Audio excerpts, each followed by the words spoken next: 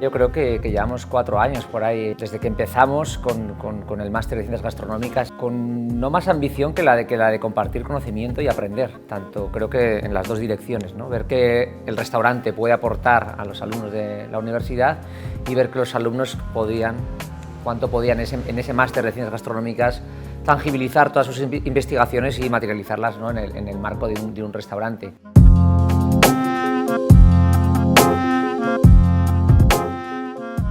Y ha sido y está siendo, y espero que siga muchos años, muy bonito este proceso porque estamos aprendiendo mucho. Y hemos ido además luego barajando muchos pilares, intentando tocar muchas palancas, de pues, bueno, aprovechar al máximo el producto, buscando siempre pues, bueno, esa conciencia, ¿no? y ese intentar cocinar aprovechando lo máximo posible.